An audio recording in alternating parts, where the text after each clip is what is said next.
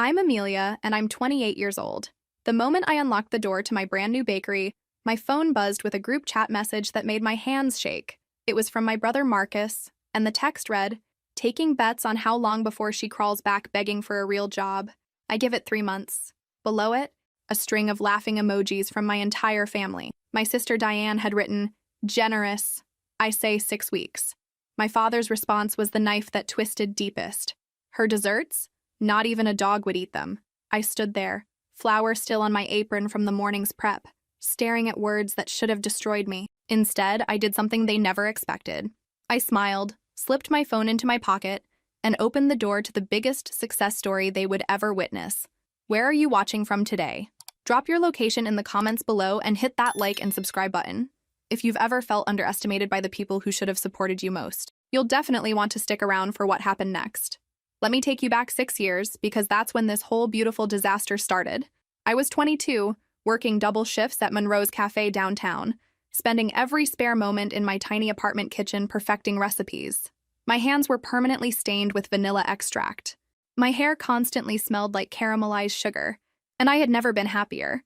Baking wasn't just a hobby for me, it was oxygen.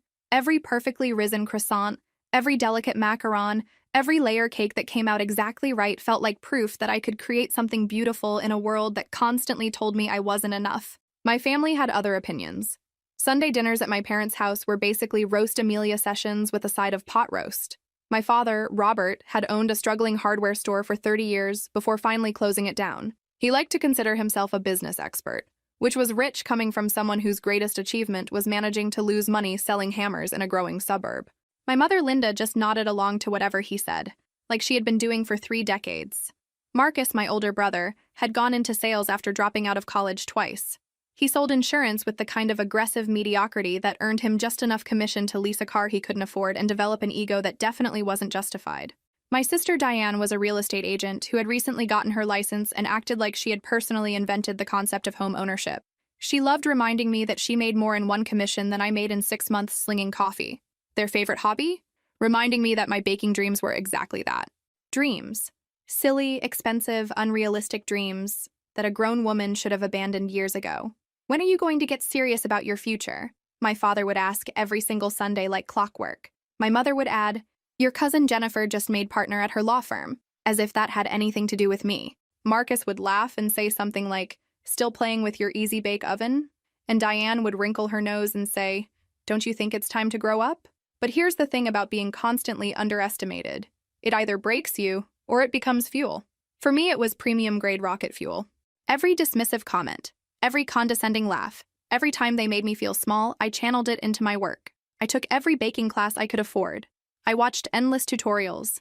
I experimented with flavors and techniques until my fingers ached, and I saved every single penny. Working at Monroe's Cafe taught me more than just how to make a perfect cappuccino. Mrs. Monroe, the owner, was a shrewd businesswoman who had built her small empire from nothing. She saw something in me that my own family never did. Talent, drive, potential. She let me sell my own baked goods through the cafe, taking only a small percentage. That's how I built my clientele. That's how I started making real money. My family knew I baked. They knew people bought my desserts. What they didn't know was how much people bought, how my custom cakes were booked out 3 months in advance, how I had a waiting list for my French macarons, how food bloggers were starting to mention me in their posts.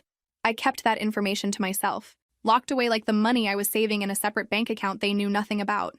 The worst part? They expected free goods constantly.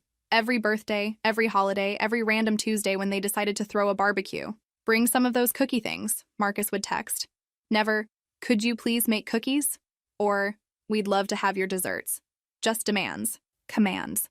And God forbid I actually asked to be paid. "You would charge your own family?" My mother had gasped once, clutching her pearls like I had suggested selling organs.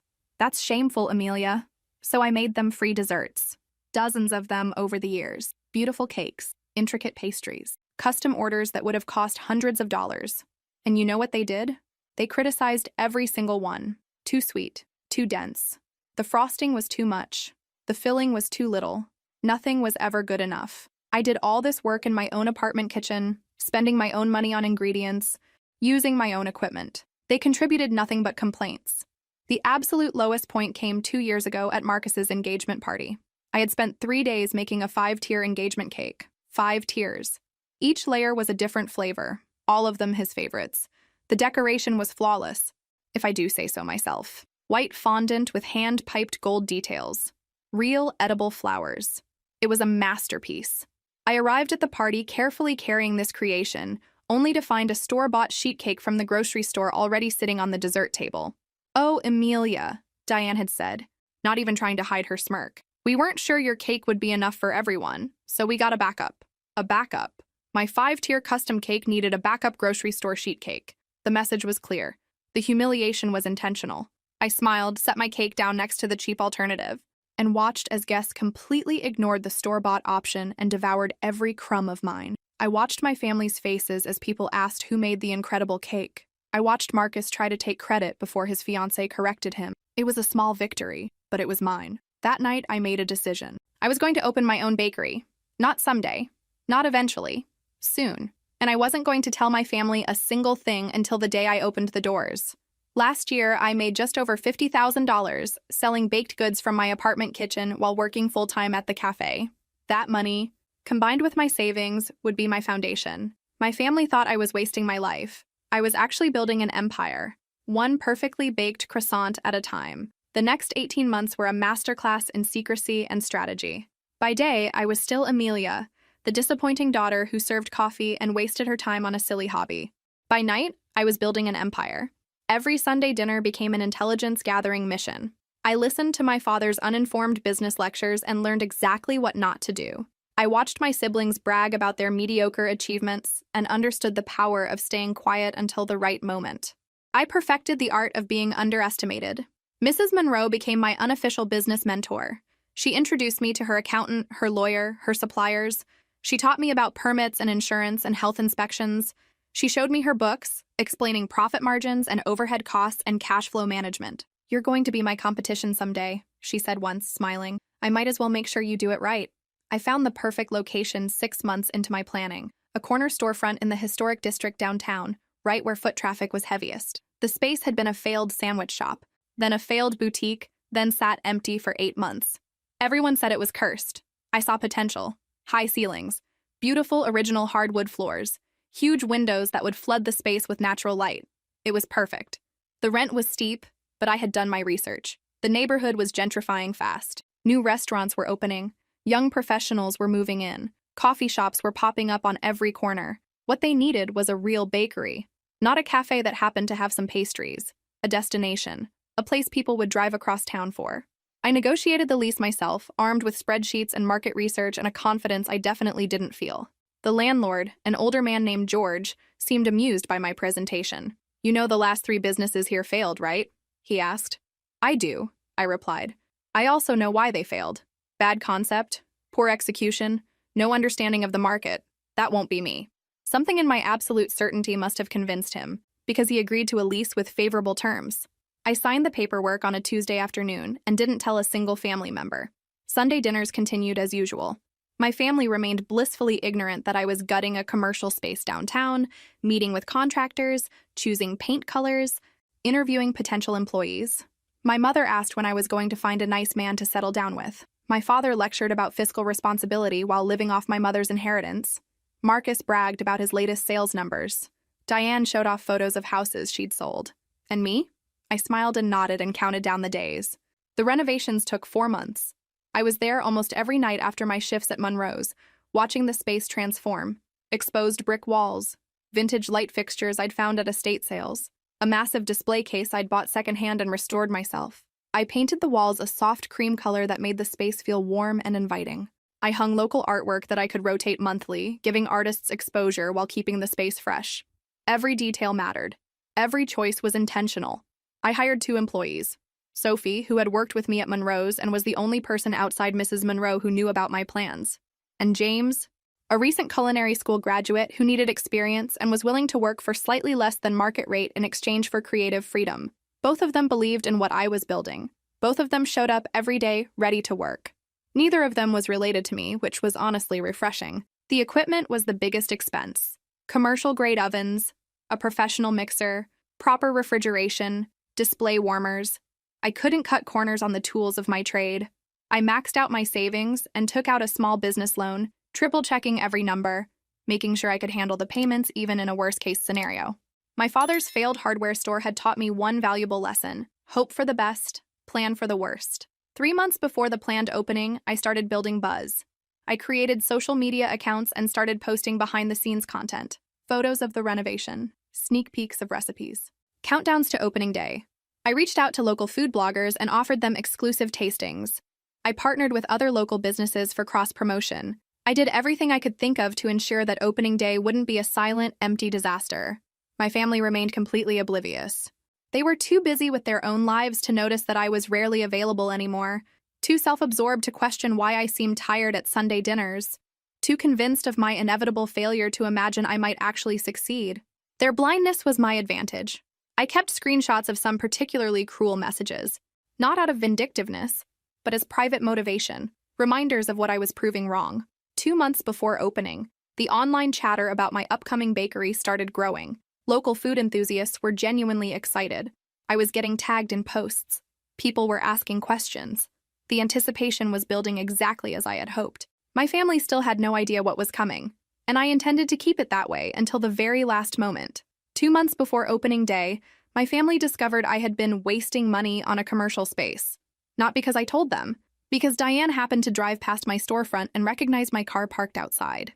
She called my mother immediately.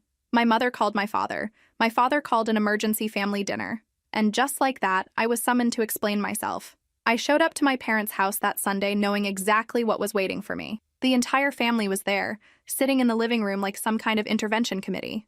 Marcus was sprawled on the couch looking smug. Diane sat with her arms crossed, radiating disapproval. My parents were on their matching recliners, presenting a united front of disappointment. "Sit down, Amelia," my father said, pointing to the chair they'd positioned in the center of the room, literally in the center, like I was on trial. I sat. "Diane tells us you've rented a commercial space," my mother began, her voice tight. "Please tell me that's not true." "It's true," I said simply. The room erupted. My father launched into a lecture about financial irresponsibility. My mother wrung her hands and worried aloud about what the neighbors would think. Marcus laughed and said I was delusional. Diane kept asking how I could be so stupid. I let them go on for a full 5 minutes before I spoke. "I'm opening a bakery." "With what money?" my father demanded. "My money," I replied. 6 years of savings, plus a small business loan I qualified for based on my revenue from selling through Monroe's Cafe. "Revenue?" Marcus snorted. "You make cupcakes in your apartment." "I made over $50,000 last year selling baked goods," I said calmly. "I've already paid off the renovation. The equipment is financed. I've hired staff. I've built a customer base. This isn't a whim, it's a business." The silence that followed was delicious. My father's mouth was actually hanging open. Diane looked like she'd been slapped. Marcus sat up straight, his smugness evaporating. My mother just blinked at me, processing. "You're lying," my father finally said. "I have tax returns if you'd like to see them," I offered. I didn't, of course. I would never show them my financial information. But the bluff worked. He sat back, speechless. "This is going to fail." Diane recovered first, her voice sharp. "Do you know how many small businesses fail in the first year?" 70%. 80% actually, I corrected. "I've done the research. I know the risks. I'm prepared for them." "You're not prepared for anything," my father said, finding his voice. "You don't know the first thing about running a business." "Unlike your hardware store, you mean?" I asked sweetly. "The one that lost money for years before you finally gave up?" That probably wasn't fair. Actually, it definitely wasn't fair. But I was so tired of being talked down to by a man whose greatest business achievement was knowing when to quit. My father's face went red. My mother gasped. Marcus looked delighted at the drama. Diane leaned forward, ready to pile on. "Here's what's going to happen," my father said, his voice low and angry. "You're going to cancel that lease. You're going to return whatever equipment you can. You're going to accept that this fantasy is over and find a real job. Like an adult." "No," I said. Just that. Just no. "Excuse me?" I said no. "I'm 28 years old. I'm financially independent. I've built this business with my own money, my own work, my own time. You don't get a say in what I do with my life." The argument continued for another hour. They tried guilt. They tried fear. They tried claiming they were just looking out for me. They tried everything except actually supporting me. Finally, I stood up. "I'm opening Sweet Amelia's Bakery on October 15th, I said. "You're all invited to the grand opening. I hope you'll come." "We won't be there," my father said firmly. That's your choice, I replied, and walked out. I cried in my car for 20 minutes. Not because I was hurt, though I was, but because I knew, deep in my bones, that I had just burned a bridge. There would be no going back from this. No matter what happened with the bakery, my relationship with my family had fundamentally changed. And honestly, I was okay with that. Better than okay. I was free. The group chat exploded that night. I could see the notifications piling up, though I had learned to check it sparingly. The messages were predictable. Discussions about my delusions and inevitable failure. My father refusing to engage in their speculation, but making his disappointment clear. My mother caught between defending me weakly and agreeing with everyone else. Diane was the harshest, as always. Marcus seemed almost excited by the drama. I didn't respond. I just muted the notifications again and went back to my preparations. The final 2 months before opening were a blur of final preparations, inspection appointments, and mounting excitement. The local food blog Taste of the Town did a feature on upcoming restaurants, and Sweet Amelia's Bakery was included. The article had photos of the space, quotes from me about my vision, and enough detail to create serious buzz. The day it posted, my phone exploded with messages from people I hadn't talked to in years. Everyone wanted to know when I was opening. Everyone wanted to be there. Everyone except my family, who were probably too focused on their predictions of failure to notice. 3 days before the grand opening, I sent out formal invitations to everyone I knew. Friends, former teachers, regular customers from Monroe's, local business owners, and yes, my family. I sent each family member a beautifully designed invitation with the date, time, and address. The message was simple. Join me in celebrating the grand opening of Sweet Amelia's Bakery. October 15th, 10 a.m. I can't wait to share this dream with you. Not one of them responded. Not even to say they weren't coming. Just silence. I knew what that meant.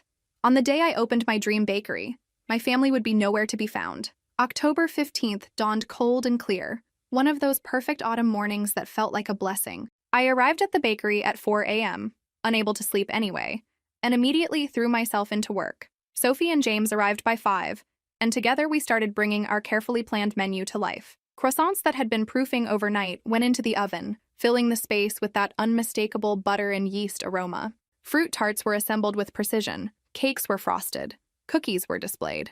By 8 a.m., Sweet Amelia's Bakery looked like something out of a magazine. I had tried not to think about my family. I really had. But around 9, with an hour until opening, I caught myself checking my phone. No messages. I looked out the window, half expecting to see my mother's car pulling up. Nothing. I told myself it didn't matter. I told myself I didn't need them. I almost believed it. At 9:30, my phone buzzed. Finally. I grabbed it, hoping against hope. It was the family group chat. The messages were casual, discussing their plans for the day. Weekend errands, lunch plans. Not a single mention of my opening. They weren't just choosing not to come. They were choosing to pretend this day didn't exist at all. The deliberate silence was louder than any insult. I stood there, phone in hand, reading their cheerful messages about mundane weekend activities, and something inside me just broke. Not in a devastating way, in a clarifying way. This was who they were. This was who they had always been, and I was done waiting for them to be different. I put my phone away, took a deep breath, and looked around my beautiful bakery. Sophie was adjusting the window display. James was doing final quality checks on everything in the kitchen. The morning light was streaming through those big windows I had loved from the beginning, and outside, a line was forming, an actual line of people waiting for me to open. At exactly 10 a.m., I unlocked the front door. The first customer was Mrs. Morrison, who had been buying my custom birthday cakes for 3 years. Behind her was David, a food blogger who had been hyping the opening for weeks. Behind them were at least 20 more people, all smiling, all excited, all there for me. The first hour was chaos. Beautiful, overwhelming, profitable chaos. People kept coming.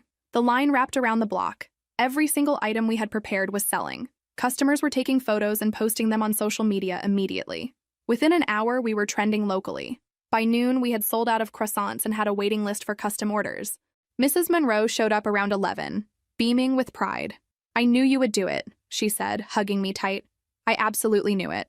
Local business owners stopped by to welcome me to the neighborhood. The mayor's office sent flowers. A reporter from the local newspaper asked for an interview right there on the spot. It was everything I had dreamed of and more. It was validation. It was success. It was proof that I had been right all along. Around 2 p.m., as the initial rush was finally slowing down, my phone started buzzing. Multiple calls, multiple texts. all from family members.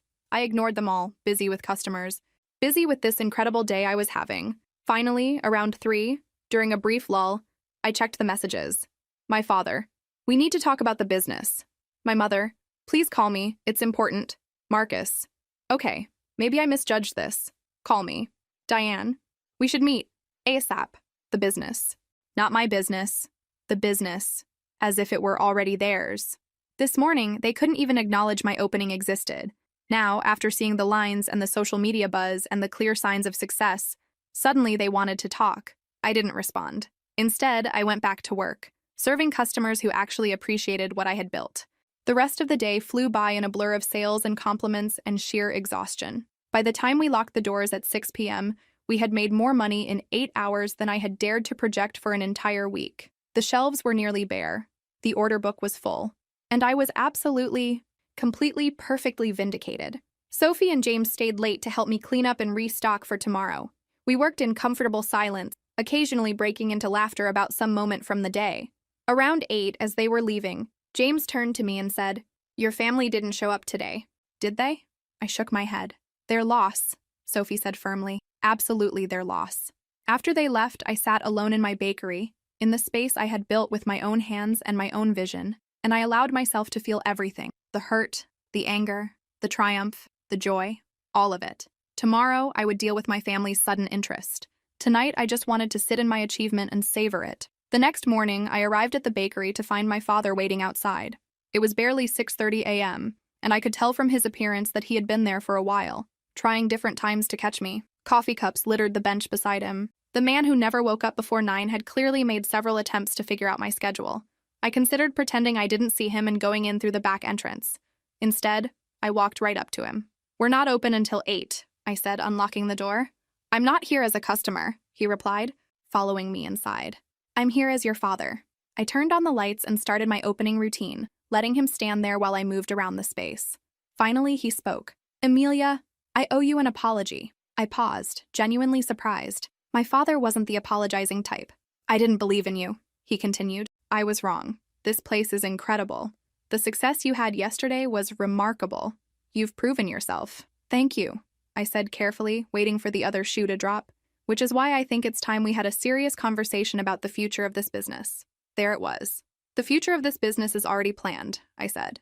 "I have projections, expansion ideas, marketing strategies." "I'm sure you do," he said, in that tone that suggested he thought my plans were adorable, but ultimately inadequate. "But you need real business guidance, family support, structure." "I have all of those things," I replied. "Not the kind of support I'm talking about. Amelia, this could be so much bigger than just a little neighborhood bakery. With the right management, the right expansion strategy, the right family investment, we could turn this into a real empire." I set down the tray I was holding and gave him my full attention. "When you say we, who exactly do you mean?" "The family." "Of course. Marcus has sales experience. Diane understands real estate and expansion. Your mother could handle the books. I could provide overall strategic guidance. Together, we could take your talent and turn it into something truly special." The audacity was breathtaking. "Let me make sure I understand," I said slowly. "Yesterday, you couldn't even acknowledge that this day existed. You didn't call, didn't text, didn't show up. You've spent years telling me this was a waste of time. You've mocked me, dismissed me, and questioned every decision I've made. And now, less than 24 hours after you saw that I might actually succeed, you want to make this a family business? Don't be dramatic," he said. "We were giving you space to prove yourself. Now that you have, it's time to be practical. You can't do this alone." "I'm not alone. I have employees. I have mentors. I have a solid business plan. What I don't have is any reason to involve a family that has never supported me." "We're your family," he said, as if that should settle everything. "Exactly," I replied. "You're my family. You should have been there yesterday. You should have been there for the last 6 years. You weren't. And now you don't get to swoop in and take credit. Take control. Take what I built." "We want to help you succeed," he insisted. "No," I said firmly. "You want to benefit from my success. There's a difference." His expression hardened. "You're being stubborn and short-sighted. This attitude will limit how far you can go." "Maybe," I acknowledged, "but at least I'll go there on my own terms. I appreciate you coming by, Dad. But my answer is no. This is my business. Mine alone." He stood there for a long moment, clearly not used to being dismissed. "You're making a mistake." It won't be my first, I said, but it also won't be yours to fix. Now, if you'll excuse me, I have a bakery to open. He left without another word, and I went back to my prep work, hands shaking slightly. That was just the opening salvo. I knew my family well enough to know they wouldn't give up that easily. I was right. Over the next week, the campaign intensified. My mother showed up on Tuesday, tearful, talking about family unity and how much it hurt her to see us divided. I could see genuine conflict in her eyes, the pull between supporting her husband and wanting a relationship with me. But in the end, she chose them. Marcus came by Wednesday with a business proposal that was basically him getting an executive position for doing nothing. Diane sent emails about expansion opportunities that all somehow involved her making commission. They tag-teamed me, each approaching from a different angle, all with the same goal: get a piece of my success. What they didn't know was that their coordinated campaign was having the opposite effect. Every visit, every phone call, every attempt to guilt me or manipulate me or convince me just made me more certain that I had made the right decision. They didn't want to support me. They wanted to use me, and I was done being used. On Friday, exactly 1 week after opening, they made their final move. All of them showed up together. My parents, my siblings, even a few aunts and uncles they had recruited. They walked into my bakery during the lunch rush, making a scene, demanding a family meeting right then and there. I looked at them, then at my line of customers, then back at them. "We're busy," I said calmly. "This can't wait," my father insisted. "We need to settle this now." I considered my options. I could throw them out. I could cause a scene. I could let them disrupt my business. Or I could end this once and for all, publicly and definitively. "Fine," I said. "Sophie, can you handle the register? James, keep the production going. I'll be in the back room." I led my family to my small office, barely big enough to fit all of them. They crowded in, and I could feel the pressure of their collective expectation. This was supposed to be the moment I cracked, the moment I gave in. "Emilia," my mother began, "we've talked, and we've come up with a proposal that we think is fair for everyone. Your father would take over strategic planning. Marcus would handle sales and marketing. Diane would manage expansion and new locations. I would manage finances.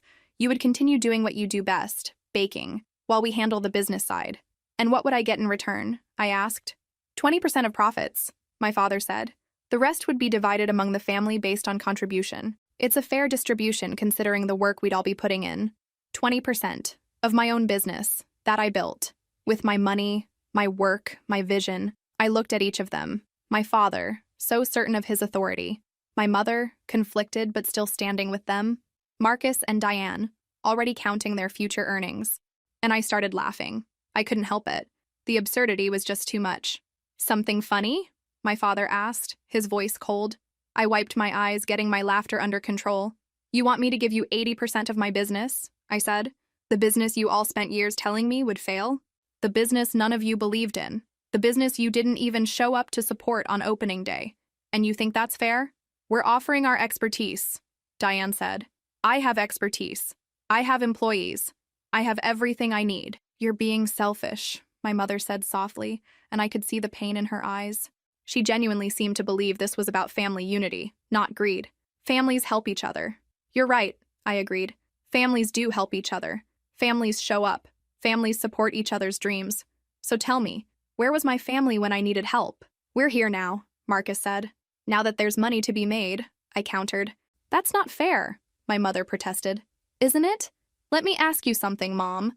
When Marcus needed money for his new car, did he have to give you a percentage of his future earnings? When Diane wanted money for her real estate license, did she have to sign over control of her career? When Dad needed help, did anyone demand equity in his life?" The silence told me everything. "This family has never asked anyone to give up their independence," I continued. "Except me. Because you think I'm weak. You think I need you. You think I can't do this alone. You're wrong. We're trying to help you," my father said. "No, you're trying to help yourselves, and I'm done letting you. If you do this," my father's voice dropped to that threatening tone he used when he was really angry.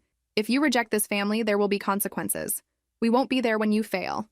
And you will fail, Emilia. No one succeeds alone." "Maybe you're right," I said. "Maybe I will fail. But at least it will be my failure, my mistake, my lesson to learn. Just like this success is mine. I built this. Me. Not the family, not you. Me. And that's how it's going to stay." I opened the office door, a clear dismissal. "Thank you for coming. Don't let the door hit you on your way out."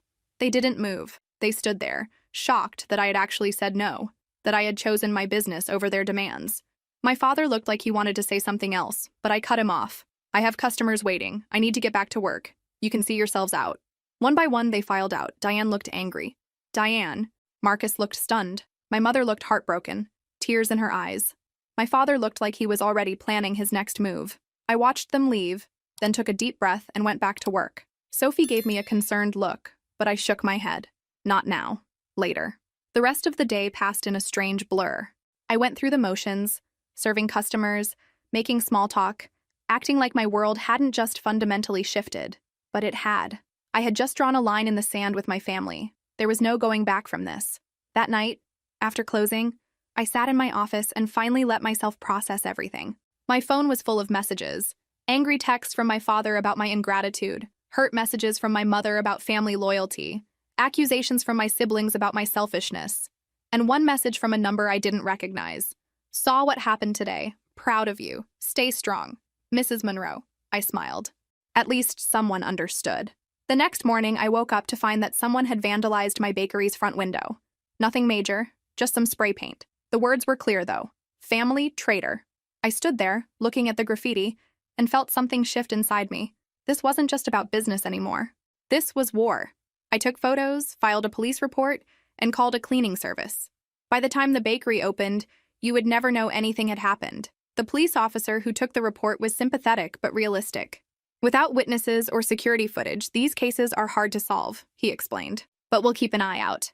I nodded, already knowing I would handle this my own way. The attacks became more sophisticated after that. Someone left a 1-star review online claiming food poisoning, completely fabricated. I had it removed, but not before it had been shared. Someone called the health inspector with an anonymous tip about violations. The inspection was thorough and found nothing, but it was clearly harassment. Someone even tried to poach Sophie, offering her more money to work for a competitor that didn't exist yet. They were trying to break me, to prove that I couldn't do this without them. What they didn't understand was that every attack just made me more determined. I documented everything, every vandalism attempt, every fake review, every suspicious incident. I kept records, took screenshots, filed reports. If they wanted to play dirty, I would be prepared. 2 weeks after the confrontation, I got a visit from a lawyer. Not my lawyer, my father's lawyer. He handed me papers. They were attempting to sue me, claiming that because I had received emotional and financial support from them over the years, they deserved compensation for their contribution to my success. It was ridiculous, baseless. It would never hold up in court. But it was expensive to fight. I called my own lawyer, the one Mrs. Monroe had recommended. She listened to everything, reviewed the documents, and started laughing. "This is the most desperate thing I've seen in years," she said. "They have no case. None. But they know that fighting it will cost you money and time. They're banking on you settling just to make it go away." "I'm not settling," I said firmly. "Good," she replied, "because I'm going to absolutely destroy this case. Pro bono. Consider it my investment in karma." The lawsuit was thrown out in less than a month. The judge actually admonished my father's lawyer for wasting the court's time. But the damage was done. The stress, the distraction, the clear message that my family would stop at nothing to either control me or destroy me. I was exhausted, but I wasn't broken, not even close. Sweet Amelia's bakery continued to thrive despite, or maybe because of, all the drama. People rallied around me. Customers became fierce defenders. Local business owners offered support. The community had my back in a way my family never had. And through it all, I kept baking, because that was what I did. That was who I was. And no amount of family drama was going to change that. But I knew this wasn't over. My family didn't give up easily. They were regrouping, planning their next move, and I needed to be ready for whatever came next. 8 months after opening, Sweet Amelia's Bakery had become a legitimate success story. We had been featured in 3 major food publications. Our social media following had grown to over 50,000. I had hired 2 more employees and promoted Sophie to assistant manager. The bank had approved my expansion loan without hesitation. Everything was going exactly according to plan, which meant my family was getting desperate. The first sign was Marcus showing up with a business card for a marketing consultant he swore could triple my revenue. The consultant turned out to be Marcus himself under a fake company name. I handed the card back and told him I already had a marketing strategy that was working perfectly, thank you very much. The look on his face when I called him out was worth every awkward family dinner I'd ever endured. Diane tried next, showing me incredible real estate opportunities for a second location. Every single property she showed me was either wildly overpriced, in a terrible location, or both. When I pointed this out, she got defensive and accused me of being ungrateful for her help. Help that I never asked for, by the way. I told her if I needed real estate assistance, I would hire an actual professional. She stormed out, nearly knocking over a display of macarons on her way. My mother took a different approach. She started coming by the bakery every week, sitting in the corner with her book club friends, ordering the cheapest items on the menu, and loudly discussing how worried she was about me. "She works so hard," I heard her tell her friends one afternoon. "I'm afraid she's going to burn out. She never had good judgment about her limits." I walked over with a bright smile and offered them a free dessert sampler. "On the house," I said sweetly, "since you're all so concerned about my well-being." The passive-aggressive energy at that table could have powered the city, but it was my father's strategy that actually caught me off guard. He started spreading rumors in the business community. Nothing provable, nothing I could sue him for, just whispers, questions about my loan, suggestions that my success was built on family money I had stolen, implications that the bakery was a front for something less legitimate. Suddenly, potential business partnerships were falling through. Networking events got awkward. People who had been friendly started treating me with suspicion. I found out about it from George, my landlord. He pulled me aside one morning and said, "I've been hearing some strange things about you. Amelia, I don't believe them, but I thought you should know people are talking." He told me everything. The rumors, the source, the damage it was doing to my reputation. I thanked him, went back to my office, and had exactly 5 minutes of pure rage before I got myself under control. Then I started planning my response. If my family wanted to play the reputation game, I would show them how it was really done. I reached out to every journalist who had featured the bakery. I contacted local business associations. I arranged speaking engagements at entrepreneurship events. I became aggressively visible, telling my story everywhere I could. The story of a woman who built a successful business from nothing despite her family's opposition. People loved it. The underdog narrative, the self-made success, the family drama just made it more compelling. Within 2 weeks, the narrative had completely flipped. My father's rumors were drowned out by a wave of positive press. Local news did a feature on me. A national baking magazine wanted an interview. A popular podcast asked me to be a guest. I wasn't just a local bakery owner anymore. I was becoming a brand, and my family absolutely hated it. Sophie noticed the change in me around this time. "You seem different," she said one evening as we were closing up. "More confident. Like you've finally stopped waiting for permission to be successful." She was right. I had spent so much of my life seeking my family's approval, afraid of their judgment, trying to prove myself worthy. Now I realized I didn't need their approval. I never had. The only person I needed to prove anything to was myself, and I had already done that. James, meanwhile, was becoming an invaluable asset in the kitchen, developing new recipes and maintaining quality control standards that exceeded even my expectations. What do you think will happen next? Drop your predictions in the comments below and don't forget to hit that subscribe button. Trust me, you won't want to miss what's coming. I made a decision that would change everything. I was going to expand, not just a second location, but a whole new business model. A central production facility that could supply multiple retail locations, wholesale to other cafes and restaurants, and handle the growing demand for shipping orders nationwide. It was ambitious, it was risky, and it was absolutely necessary. I brought in a real business consultant, not my brother in a fake mustache. She reviewed my numbers, my growth trajectory, my market position, and confirmed what I already knew. I had the foundation for something much bigger than a single bakery. We spent 3 weeks developing a comprehensive expansion plan, production facility first to establish capacity, then new retail locations over the following months. The timeline was aggressive but achievable. The loan process was more complex this time. Bigger money, more scrutiny, more risk, but my track record spoke for itself. 8 months of solid profits, impeccable financial management, a growing brand with serious market presence. The bank approved a loan that made my first one look like pocket change. I signed the papers and allowed myself exactly 10 minutes of terror before getting back to work. Finding the right production facility took 3 months. I needed space, proper zoning, room for expansion, and a location that made logistical sense. I found it in a warehouse district that was slowly being revitalized. The building was massive, old, but structurally sound. It needed work, but I could see the potential. High ceilings for industrial ovens, loading docks for deliveries and shipments, office space for administrative staff. It was perfect. The renovations were extensive and took 6 months. I hired a contractor I trusted, learned from my first build-out, and stayed involved in every decision. Commercial kitchen equipment on a scale I had never worked with before.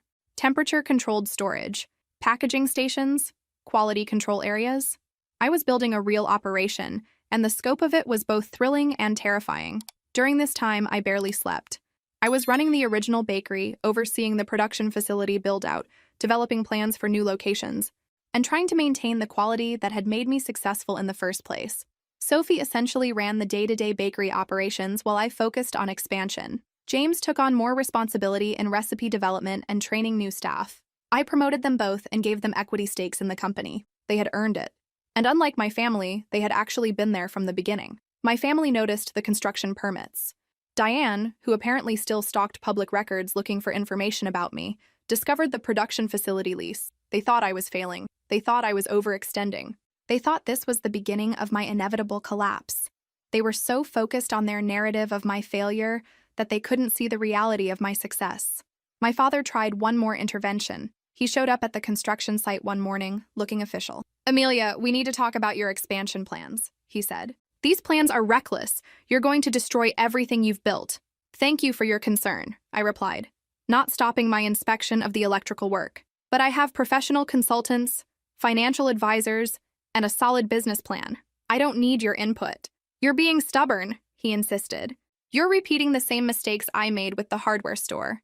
Expanding too fast, taking on too much debt, assuming success will continue forever." I stopped and looked at him directly.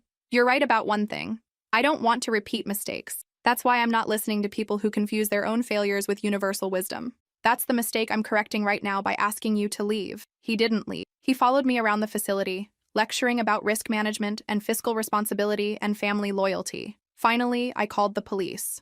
Watching my father be escorted off my property by officers was one of those moments I would replay in my mind forever.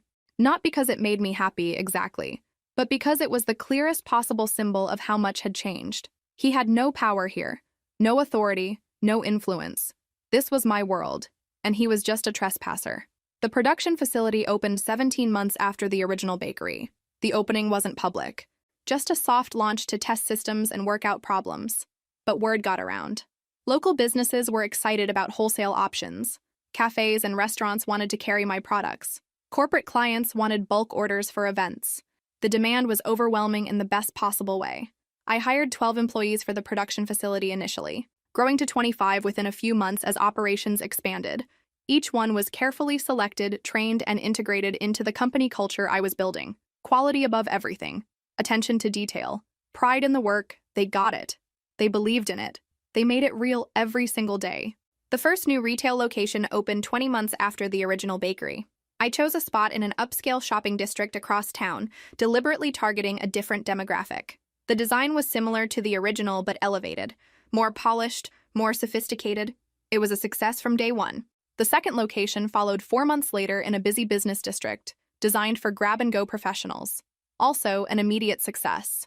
18 months into my business journey, I had 2 retail locations, a thriving production facility with 25 employees, wholesale contracts with a dozen businesses, and was shipping orders to customers in 15 states.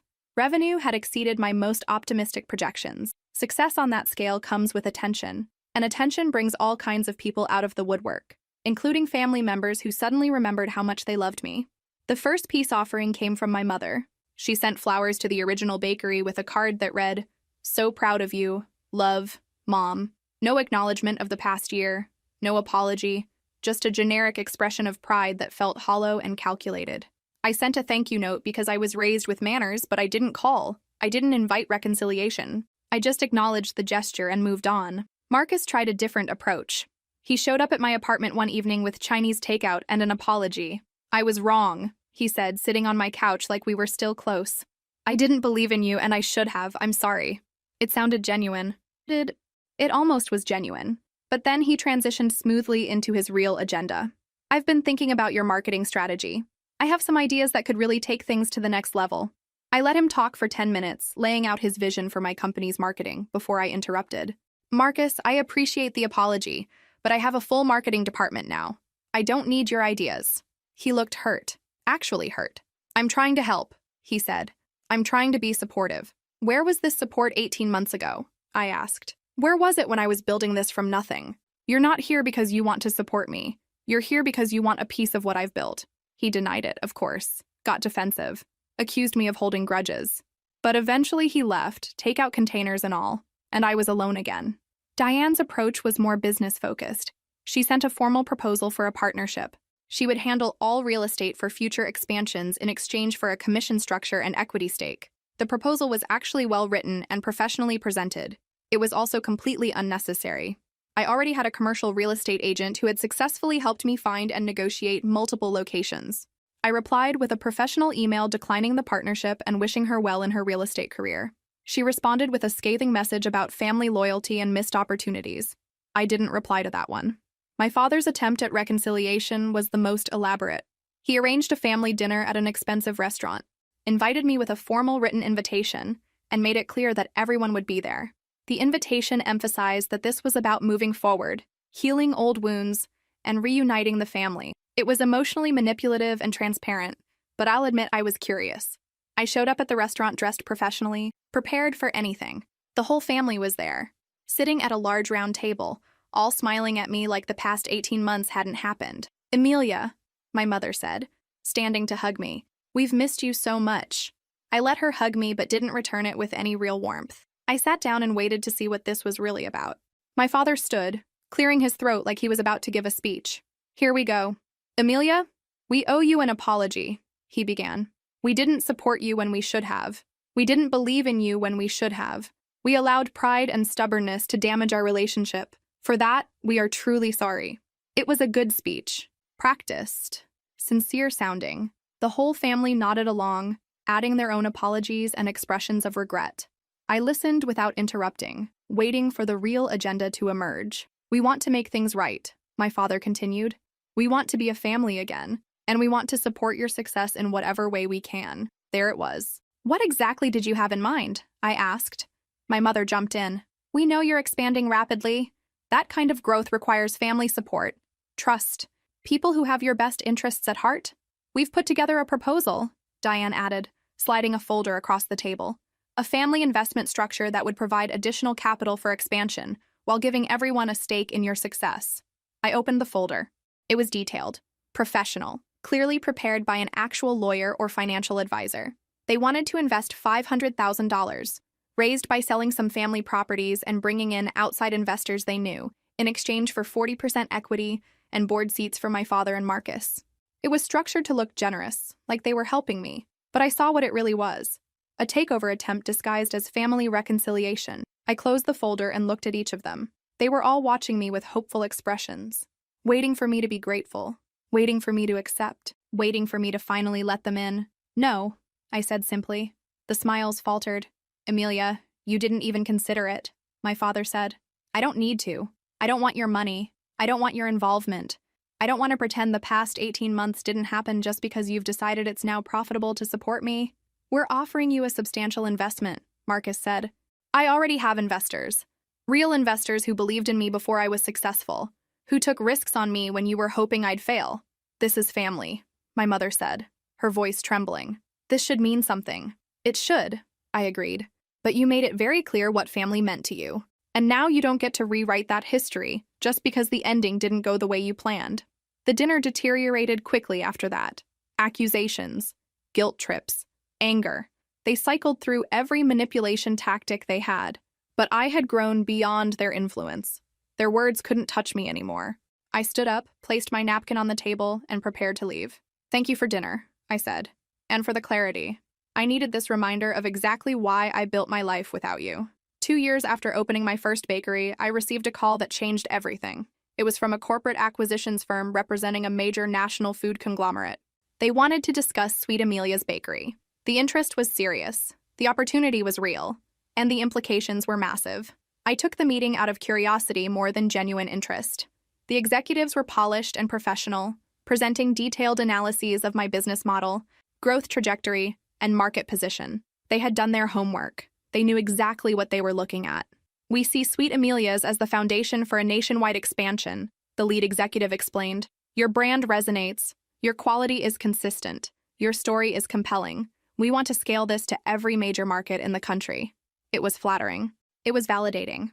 It was everything I had worked for, being recognized and valued by major players in the industry. But something didn't sit right.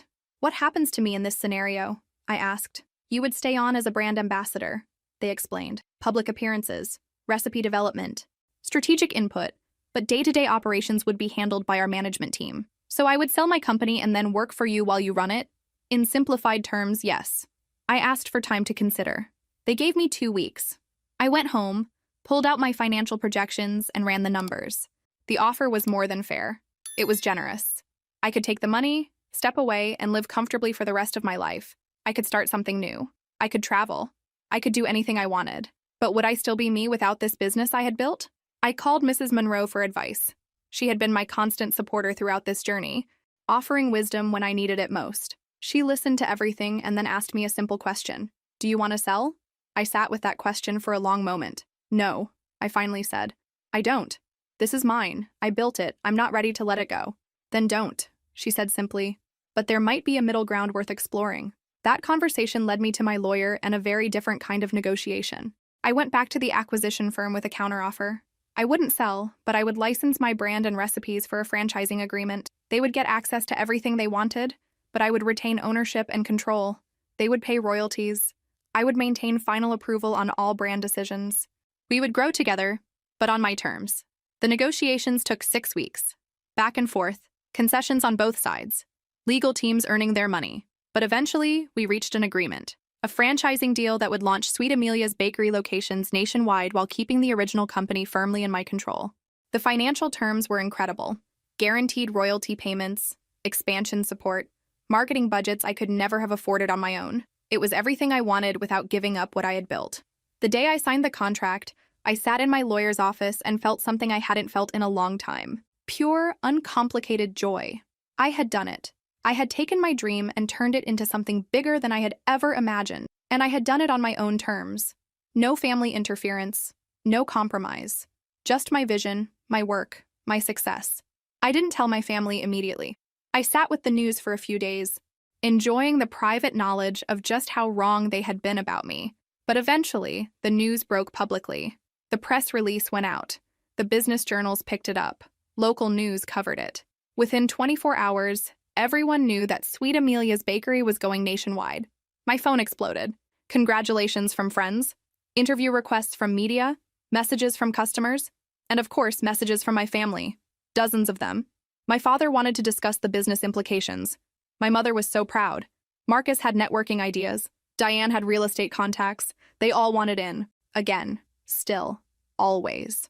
I ignored every single message from them and focused on the work ahead. The franchising rollout was aggressive but manageable. Locations would open steadily over the next few years. Each one carefully selected, properly trained, held to the same quality standards I had established from the beginning. I was involved in every aspect: training programs, quality control, brand consistency. It was exhausting and exhilarating and exactly what I wanted to be doing. Sophie had been promoted to operations director, overseeing all retail locations. James was now head of product development, ensuring every franchise maintained our quality standards. Mrs. Monroe had joined my board of directors, providing the wisdom and guidance that had been instrumental in my success. I had built a real team, a real family of choice. 6 months into the franchise expansion, something happened that I didn't see coming. My father filed a lawsuit, not against me personally this time, against the company. He claimed that he had provided emotional and financial support during my formative years that directly contributed to my business success. That his guidance, however I might have perceived it, had value. That he deserved compensation for his contribution to what I had become. It was absurd. It was desperate. And it was about to blow up in his face spectacularly. The lawsuit hit the news immediately. Family sues bakery empire founder was the headline. My lawyer assured me it was baseless, that we would win easily. But the damage to my reputation was already happening. People were questioning the origin story, wondering if maybe my family had a point, doubting the narrative of the self-made success. It was exactly what my father wanted. If he couldn't profit from my success, he would try to destroy it. I made a decision that morning that some people thought was reckless. I decided to fight back publicly. I called a press conference. My PR team thought I was crazy. My lawyer advised against it. But I knew my family. I knew their tactics. And I knew the only way to beat them was to expose them completely. Mrs. Monroe stood by my decision, offering her support and encouragement. The press conference was packed. Journalists, cameras, microphones everywhere. I stood at the podium, looked directly into the cameras, and told my story. I told them about 6 years of saving every penny while my family mocked my dreams. I told them about making hundreds of custom desserts for free while being told they weren't good enough. I told them about the opening day they deliberately ignored. I showed documentation of my financial independence. I showed bank records proving every investment in my business came from my own money. I destroyed their narrative with facts, documentation, and brutal honesty. My father claims he contributed to my success, I said. He's right. Every insult, every dismissal, every moment of doubt he planted in my mind contributed to my success, because every time he told me I would fail, I worked harder to prove him wrong. So yes, he contributed, just not in the way he thinks he deserves to be compensated for. The room was silent. Then someone started clapping, then another. Within seconds, the entire press conference was applauding. The interview went viral. Not just local news, national news, social media. Everyone was talking about it. The narrative shifted completely. I wasn't being sued by family. I was a victim of family exploitation, trying to cash in on success they never supported. The public sympathy was overwhelming. My family's reputation was destroyed overnight. Local businesses refused to work with them. My father's consulting business dried up. Marcus lost clients. Diane's real estate career tanked. They had tried to hurt me and ended up hurting themselves. The lawsuit was dismissed within 2 weeks. The judge cited lack of evidence and called the claim frivolous. My father was ordered to pay my legal fees. It was a complete victory. But I wasn't done. I filed a countersuit. Harassment, defamation, attempted sabotage. I documented every vandalism attempt that police couldn't formally solve, but I knew they were behind. Every fake review, every malicious rumor, every action they had taken to try to destroy my business. My lawyer smiled when she saw the evidence I had compiled. "This is going to be fun," she said. The countersuit terrified them. My father called me directly, something he hadn't done in months. "Amelia, please," he said, his voice different, smaller. "We can work this out. Family shouldn't fight like this." "You're right," I agreed. "Family shouldn't, but you taught me that we stopped being family a long time ago. The moment you chose to bet on my failure instead of support my dreams. I made mistakes," he admitted. "We all did, but this lawsuit will destroy us. Financially, professionally, socially. Is that really what you want?" I thought about that question. Did I want to destroy them? A year ago, maybe I would have said no. I would have found some way to forgive, to compromise, to maintain the relationship, but not anymore. "What I want," I said slowly, "is for you to understand consequences. You tried to take my business. You tried to ruin my reputation. You tried to steal my success. Now you get to face the results of those choices. Please," he said again, "there must be something we can do, some way to settle this." I considered. "Drop all claims, sign legal documents promising never to interfere with my business again, public apology acknowledging your actions, and stay out of my life, permanently." The silence on the other end was long. "And if we do that, you'll drop the countersuit?"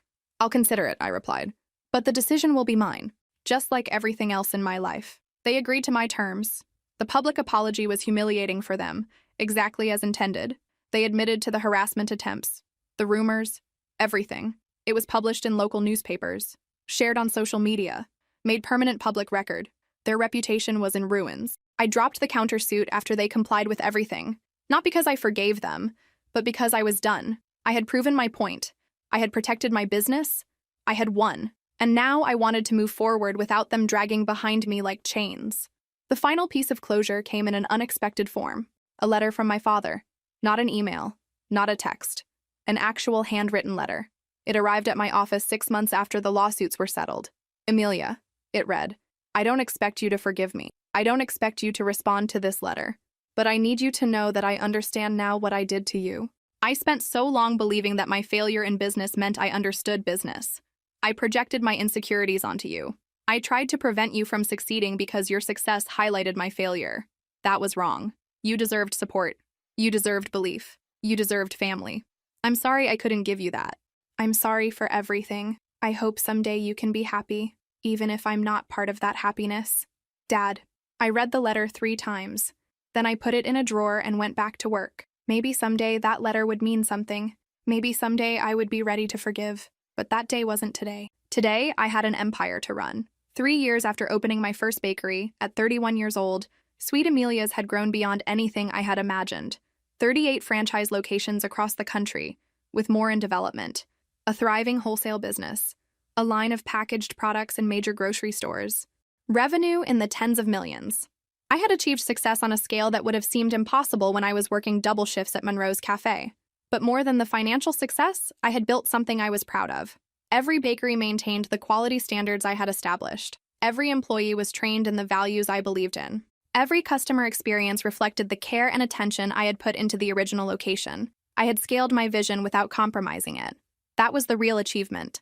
My personal life had changed too. I had bought a beautiful house in a neighborhood I loved. I had traveled to places I had only dreamed about. I had donated to causes that mattered to me. I had established a scholarship fund for culinary students from low-income families. I was using my success to create opportunities for others the way Mrs. Monroe had created opportunities for me. Mrs. Monroe herself had become like family to me, the real kind of family, the kind that showed up, that supported, that celebrated successes and helped through failures. She was at every major milestone, every ribbon cutting, every award ceremony. When I asked her to be on the board of directors for Sweet Amelia's, she cried. "I always knew you would do something special," she said. "I just didn't know how special." Sophie and James had become true partners in the business. Sophie oversaw all retail operations as VP of Operations. James managed product development and quality control as Chief Product Officer. They had earned their positions through talent and loyalty. They were living proof that surrounding yourself with the right people was just as important as having the right vision. My family, meanwhile, had faded into background noise. I occasionally heard updates through mutual acquaintances. My father had retired early. Marcus had moved to another state and was working in middle management somewhere. Diane had left real estate and was working a corporate job. My mother spent her time with her book club and avoided talking about me. They had become strangers, and I was okay with that. One afternoon, 3 years and 2 months after opening day, I was visiting one of our franchise locations in the suburbs when I saw them, my entire family, walking into the bakery. For a moment, I considered leaving through the back, but curiosity got the better of me. I stayed behind the counter, watching. They didn't recognize me at first. I had changed, grown, carried myself differently. I wasn't the woman they had dismissed anymore. They approached the counter, looking at the menu board. The irony wasn't lost on me. They were customers now. If they wanted my desserts, they had to buy them like everyone else. "Can I help you?" the employee asked. My father ordered a coffee and a croissant. My mother ordered tea and a scone. Marcus and Diane ordered various pastries. They pulled out their wallets. They paid. They received their orders. I stepped out from behind the counter. "Welcome to Sweet Amelia's," I said. They froze. My father's coffee cup stopped halfway to his mouth. My mother's eyes went wide. Marcus and Diane just stared. "Amelia," my father finally said. "We didn't know you were here." "I own the place," I replied with a slight smile. "I visit our locations regularly." An awkward silence fell. They looked at their purchased items, the full-price items they had just paid for, items that they used to demand for free, items they used to criticize, items that were now successful enough to be sold in nearly 40 locations. "Everything looks wonderful," my mother said quietly. "It is," I agreed. "We've maintained very high standards. Every location, every product, consistent quality. We're very proud of what you've accomplished," my father said. The words sounded genuine, but I had heard too many of his performances to be moved. "Thank you," I said simply. "Is there anything else I can help you with?" They shook their heads. They took their purchases and found a table in the corner. They sat there eating my desserts, in my bakery, surrounded by my success. I watched them for a moment, feeling nothing. Not anger, not satisfaction, not even pity. Just nothing. They were strangers eating pastries in one of my franchises. I went back to work, meeting with the location manager, reviewing operations, checking quality. When I looked over again, they were gone. They had left their trash on the table. Even now, even after everything, they couldn't be bothered to clean up after themselves. I walked over, cleared their table, and threw their trash away. It felt symbolic somehow, cleaning up their mess one final time. That night, I sat in my office at the original bakery location, the one that started everything. I thought about the journey, the struggles, the betrayals, the victories.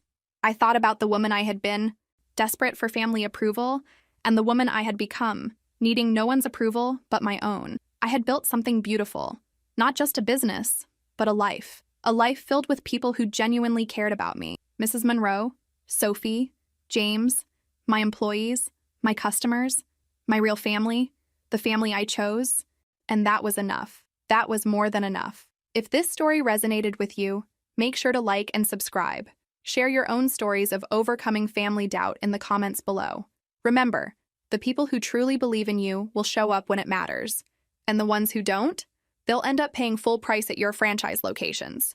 Thank you for being here for this journey. Now go out there and build something beautiful, regardless of who doubts you. Because at the end of the day, the only approval you need is your own.